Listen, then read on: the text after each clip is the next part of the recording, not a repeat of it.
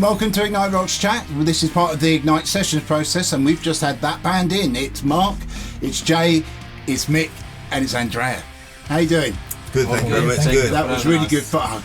I love it. It's so pretty. Oh man, there's something special about it when you guys get together, or any band, I must say. But when bands get together and they play the way that you played, it's just. Oh. Thank you very much. Thank you very much. Yeah, really looking forward to putting this one out there. It's been a great day. Do all the stuff on the socials, but you enjoyed it. That's the important. It was phenomenal. It's been an amazing experience. Yeah, thank you for having us as well. You'd recommend it to everyone else to come down. Every band. Come on down. Book up with us. Band that actually wants to. So come on. So what's going on with the band at the moment? Is it you got a gig coming up? Gigs are starting up February and March onwards. Okay. So if they go check it out, it's all on our Facebook, on the events. Excellent. And all that already. Excellent. It's live music. I think it's going to come alive again now that we've had the pandemic stuff. We're on top of all of that. I think you guys are going to be extra busy. Yeah, exactly. 2022. We are looking forward to 2022. We were very fortunate to have an amazing gig a month ago to start us back on the road once again, and that was phenomenal to walk back into a full venue on something a big stage. Some of the bands talk about is that feeling of seeing an audience and being in front of an audience again. Is that something? That was actually quite hilarious, actually, because it was quite a good sized venue. Actually, a few hundred people in it, and we never knew it was going to be fully sold out. Wow. And we turned up there, and we was like, it's a bit out the way from somewhere, and we went. We got there, and they only came out. I was like, "Oh, guys, really pleased to have you here." And we were like, "Okay, great." And we were like, we practiced for it. We used it as a rehearsal gig. We got there, we chatted, we're having a beer, and we go, "So, how many people are going to come along?" He goes, "Oh, sold out." And we were like, "Sold out?" He goes, "Yeah, the place was huge." But yeah, sold out. He says they'll start arriving soon. And about half an hour before the venue was opening up, cars started just turning up. Wow. It's an industrial estate, just turning up. And they were coming to see you? And two of the bands as well. Oh, yeah. But they were just turning up. And we're like, oh snap, it's going to be a busy gig. And when we went to go on stage, we looked out stage and it was just like, okay, it's our first gig back, we're going to get on. Get it on.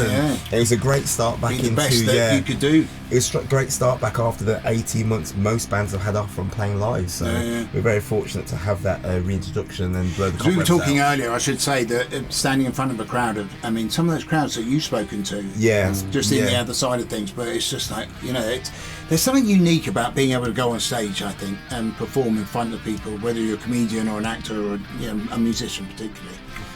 Yeah, and I think everyone's got different ways of dealing with it, and some, are able to enjoy being in front of crowds. Some just use their musical skill or their talents and then complete different personalities off stage, and I think that's the question I want to ask actually is, when did you first start playing?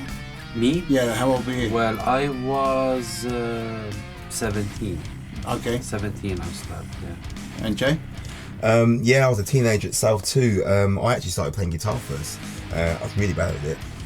But drums for me was, I think I was 13. I got my 13th Christmas, I got my first drum kit. Okay. I was playing and messing around with my drum kit at school. And that was start of the process where you lost your popularity with the neighbours. Yeah, exactly. Most definitely, because I put it in my loft.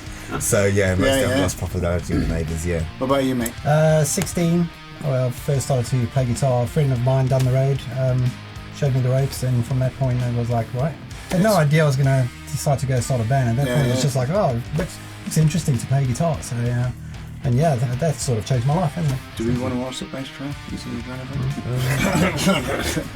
relevant? Go on, Andrew. 2 weeks ago? No, a month ago. I was 12 actually, and I started playing in the church guitar. So I just learned like that, and then slowly and changed playing bass. And I was 14. Wow. Yeah, because we had like 3 guitar players in a band. So, and one of them has to play bass. And I raised my hand and said, why not? So one thing I always admire with musicians, especially with guitarists, is the fact they can switch from guitar to bass. And then there's a certain person in this studio at the moment that can go from guitar to bass to drums to anything. Any musical instrument you throw at him, he plays it. Don't mention his name. I won't mention his name. No, I won't mention his name. In fact, I shouldn't even have spoken about it. So actually, it kind of leads me into the thing we're doing with this. I think I mentioned it to you guys. 5 questions that we're going to ask all the bands. And one of the questions is about when that gig that you first realised that you had it, as a combo that you are now, you had that connection to really make it work. Do you remember which one it was? Was it that one in Southend? Yeah, for me, I'm not going to say it's going to be a gig. I'm going to say it's pretty much one of the first rehearsals we had, because when we got together, this unit as it is, we had to go and learn a particular track from one of the albums itself, so we could rehearse it and play it, which was an audition one, and to be able to have the band play that beautifully and go, this is actually awesome. You know what I mean? That must be a good feeling. That's the feeling for me, rather than actually doing anything. You know what I mean? Was that the one that you were saying was a tricky one? You know, I shouldn't have said. Maybe I should. Can you cut that bit? You know, that for me was the moment of when we knew actually this was something special. Yeah. You know, because myself and Mick have been together for a long period of time now. You know what I mean? So, and with the now fortunate factors of having this band as it is, it's great to have that moment which makes you feel like... Yeah. Right, so the big question is, if you could tour with anybody, blank sheet, who would you like to go out and tour with? Hint, if anyone's listening and got any contacts. Was this individually or? Individually, yeah, go on. For me, Carnival, man. Carnival. I'm a big Carnival fan. Carnival from Australia, you know, Carnival. You know, for me, I'm just, you know, that band for me is outrageous. Even though our sound is slightly different. I'm not familiar with Carnival. No, you don't have to be familiar, but now you will go and check them out. I will. I think, yeah. You know, Judd, the drummer, Steve, is just one of the best drummers in the world. The sound, his voice. Is he as good as that guy from Feral Sun? Because he's pretty good. It's almost getting there. he's outrageous. Believe me, he is absolutely outrageous. Great. Yeah, and for me, that's the band. That would be the band. What about yourself, Mark? Well, with the Feral Sun, I mean, for me, I would like to, like, if you come to the band I like to tour with, I like to really tour with King Theatre. Oh, okay. Yeah. But I'm not sure with our style. What about who would you choose? Oh, it's a tough one. I'm giving you one phone call, and you can go through to any band manager or frontman and say, right, I want to go on tour. I think it's going to have to, as hard as it's going to be, it's probably Seether. Okay. Yeah. Pearl Jam has been my band, you know, coming up from the grunge scene. Pearl Jam, Nirvana, Soundgarden, Alice in Chains, but to think right now, Seether, and right there next to it, Alter Bridge. Okay. Yeah, solid choices. Okay, well, let's see who's watching. You never know. Andrea? Yeah, well, personally, I would like to tour with Black Sabbath. Okay. But with this band, I would like to go with Seether, Alter Bridge. Okay, yeah. Maybe nice. Alter Bridge, I mean, come on, phenomenal. Let's see if we could do it. Let's see if we can do it. Get you on tour with Alter Bridge. That'd be cool. Wow. Because they'll be over here in New Year. I mean, you know, I think word's going back to America at the moment that go back and tour in England. I mean, Blackstone Cherry have just been having such a blast. So it's gone black that, you know, get over to the UK. Yeah. I think Shinedown are planning coming over next year as well.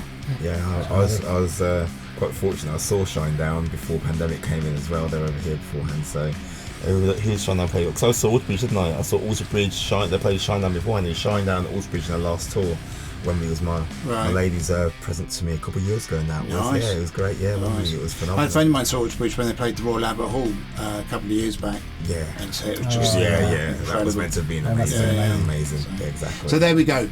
That's we'll see if we can get Feral Sun out with Alter Bridge. That'd be really good, wouldn't it? If we do, if that happens, will you please credit us? You're coming. Absolutely. Are we coming along with you? Oh, right, okay. If that happens, you're coming. But thanks again for doing this, and we'll get it out as quickly as possible. And that was just brilliant. Thank you very much. Some gig with you guys. Brilliant. Thank you very much indeed for having us here. You're very welcome. Thanks, Nick. It's over, and I'm still